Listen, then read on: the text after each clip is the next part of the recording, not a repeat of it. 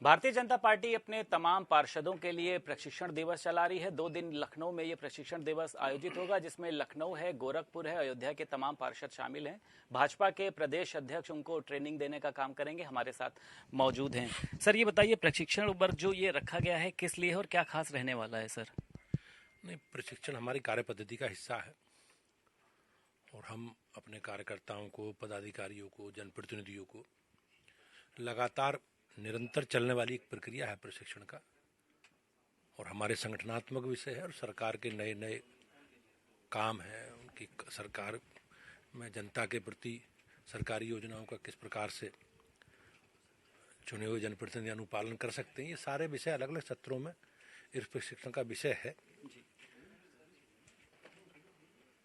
हमारी पार्टी ने अपने जिला पंचायतों के अध्यक्षों का प्रशिक्षण वर्ग और जिला पंचायत के माननीय सदस्यों का प्रशिक्षण पूरा कर लिया है और नगर निगम के सभासदों का भी ये अंतिम कार्यक्रम है, हम लोग सब कर चुके हैं।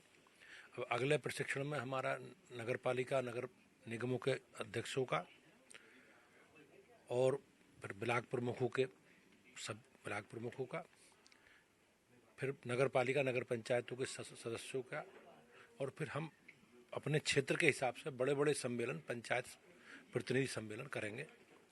तो ये जो हमारी कार्य पद्धति है प्रशिक्षण, उस प्रशिक्षण में अपने कार्यकर्ताओं की, पदाधिकारियों की कार्य क्षमता वृद्धि, सरकारी योजनाएं, अपना संगठनात्मक विषय, अपने विचारधारा से जुड़े विषय, ये सारे विषय रहेंगे।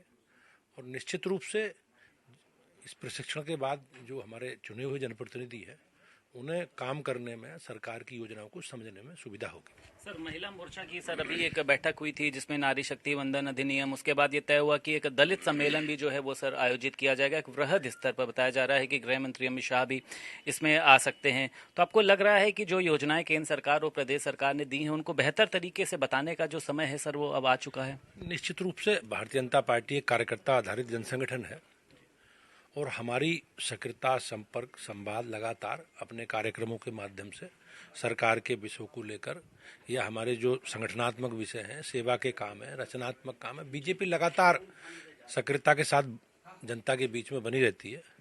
हमारे लिए ये गर्व का विषय है।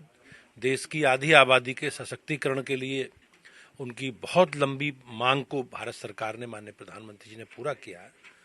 तो उनका, माननीय प्रधानमंत्री जी का अभिनंदन आधी आबादी की ओर से हो। इसके लिए भारतीय जनता पार्टी ने हमारे सभी विधानसभाओं में सम्मेलन तय किए हैं और उससे पहले सभी गांव सभाओं में, वार्डों में, शहरी क्षेत्रों में जन जागरण, धन्यवाद मोदी जी करके एक जन जागरण का कार्यक्रम हम लोग करेंगे। माननीय प्रधानमंत्री जी के नेतृत्व में, योगी जी हमारे मुख्यमंत्री जी के नेतृत्व में हमारे सरकारों ने समाज के सब वर्गों के लिए, उनके उत्थान के लिए हमारी जो नीति है सरकार की, गरीब कल्याण की, अंतिम छोर पर बैठे के व्यक्ति को समाज की मुख्य धारा में सम्मिलित कैसे हो, ये हमारा अभियान है। और इस अभियान के तहत हम लोग, हमारी पार्टी सभी क्षेत्रों में, 6 क्षेत्रों में बड़े बड़े अनुसूचित जाति के सम्मेलन करेगी और अपना रिपोर्ट कार्ड, अपने सरकार का कामकाज हमारे बड़े नेता समाज के सम्मुख रखेंगे। सर, कांग्रेस पार्टी कह रही है कि राजस्थान और छत्तीसगढ़ में अगर उनको एक बार फिर से मौका मिलता है तो वो सर जातीय जनगणना कराएंगे। चुनाव के पहले सर इस तरीके की बातें जो कांग्रेस पार्टी कर रही है, आपको लग रहा है कि इसके पीछे भी कोई एक चुनावी एजेंडा है? सर, निश्चित रूप से ये चुनावी लोग हैं, सीजनल लोग हैं। चुनाव के समय ही इन सारे विषय, इस तरह के विषय चलाते हैं। जहाँ तक जाति जनगणना का प्रश्न है, हमारी सरकार की, हमारी पार्टी की प्राथमिकता में गरीब है, कमजोर वर्गों के लोग हैं और ऐसे लोग हैं जो अभी भी समाज की, मतलब विकास की मुख्य धारा में पिछड़े हैं।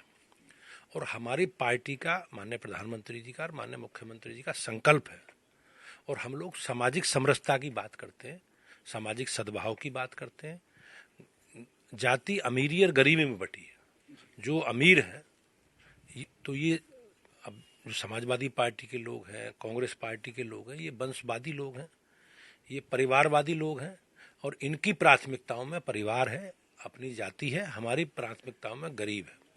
अखिलेश यादव सर इस समय जहां जहां जा रहे हैं वो कह रहे हैं कि ईडी और सीबीआई जो है ये भारतीय जनता पार्टी का संगठन है। जब से संजय सिंह पर ईडी ने कार्रवाई करी है, सरकारी एजेंसियों पर इन लोगों को इतना संदेह क्यों है? क्यों नहीं उसकी जो भी कार्रवाई होती है उसको स्वीकार करते हैं, डायरेक्ट आप लोगों पर हमला करते हैं? सर, एक हमारे पश्चिम में कहावत है, चोर की दाढ़ी में तुनका। अब इन्होंने कोई गलत काम किया नहीं, किसी भ्रष्टाचार के विषय में ये लिप्त नहीं, तो इन्हें कोई किसी को घबराने की जरूरत नहीं है।